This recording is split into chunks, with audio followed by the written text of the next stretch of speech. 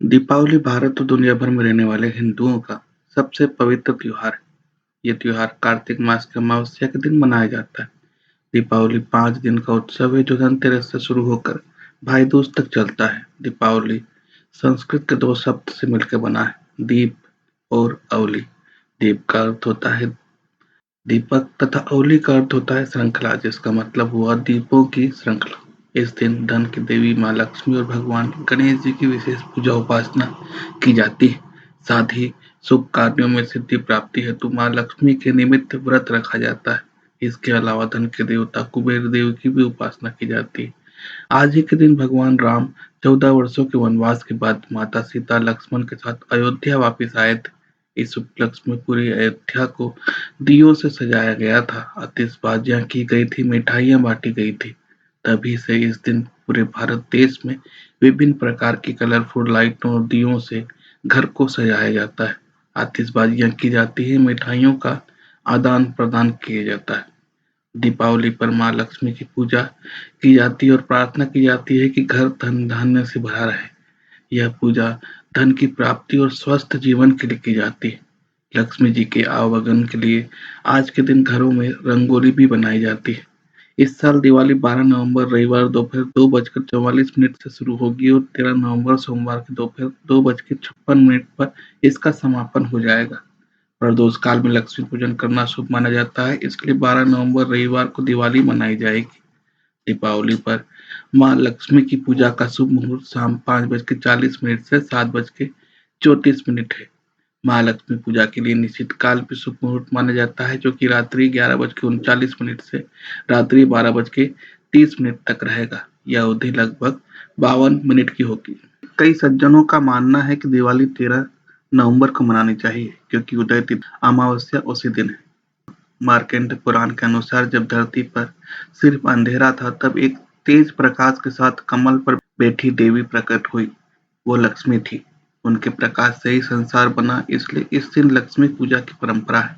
चूंकि पूर्ण रूप से अंधकार 12 नवंबर को रहेगा और 12 नवंबर को ही अमावस्या है, इसलिए ज्योतिष जीवन वैभव के मत से दिवाली 12 को ही मनानी चाहिए और प्रदोष काल का मत तो है ही।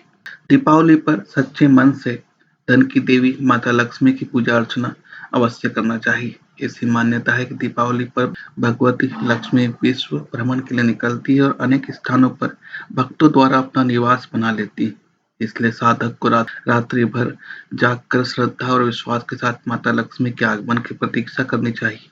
लक्ष्मी के साथ सिद्धिदाता गणेश, शिव, सरस्वती, कुबेर आदि देवताओं की पूजा भी करनी चाहिए। इस रात्रि श्री सूक्त तथा श्री लक्ष्मी सूक्त का पाठ भी करना उचित रहता है।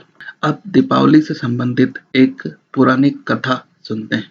एक नगर में एक धनपति नाम का सेठ हुआ करता था। उसके पास धन वैभव की कोई कमी नहीं थी। उसी नगर में राम सेवक नाम का एक अत्यंत निर्धन व्यक्ति भी रहता था। दीपावली के दिन धनी राम ने माता महालक्ष्मी की विशेष कृपा पाने के लिए विशेष भोग की व्यवस्था की थी। दूसरी तरफ राम सेवक के पास इतने पैसे नहीं थे कि माता लक्ष्मी की पूजन भी वह ठीक प्रकार से कर सके। अधिक धन न होने के कारण वह माता के लिए भोग की व्यवस्था नहीं कर पाया। उसके पास सिर्फ एक रात की रोटी बची थी। दिन में उस रोटी को किसी ने नहीं खाया।